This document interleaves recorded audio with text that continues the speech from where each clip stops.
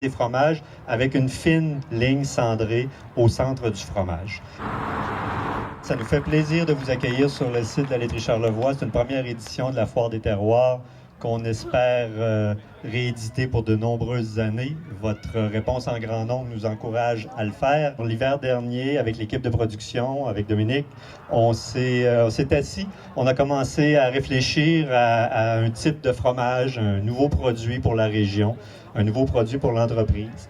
On s'est tourné vers une fabrication un peu particulière, que certains connaissent. Ici au Québec, on a quelques fromages qui s'apparentent à ça, des fromages avec une fine ligne cendrée au centre du fromage. Et cette technique-là, ce mode de fabrication-là nous vient évidemment de France, comme la plupart des techniques fromagères, d'une région qui s'appelle le Jura français, plus particulièrement de la commune de Morbier. Alors, les gens qui sont des grands amateurs de fromage, vous avez peut-être déjà consommé du Morbier. Il y a un fromage français qui porte ce nom-là, avec cette fine ligne de cendre-là.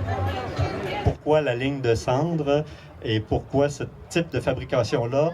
On remonte à il y a quelques centaines d'années, alors que les producteurs, les laitiers élevaient des troupeaux dans les alpages autour de la commune de Morbier. Et souvent, le fond du bassin de fromage produisait une demi-meule, manquait un peu de produit pour faire une meule complète. Alors, pour protéger le fromage jusqu'à la production du lendemain, on utilisait la cendre du feu. On recouvrait la demi-meule de fromage comme ça pour le protéger, pour l'isoler de l'air, pour le protéger des mouches. Et en attente du lendemain où la deuxième production de fromage arrivait, puis là, on pouvait compléter la meule, ce qui faisait une meule complète avec une ligne de cendre qui était au milieu. Ça, c'est pour la petite histoire, pour que les gens qui vont y goûter et en acheter comprennent d'où ça vient. Incroyable. C'est super bon.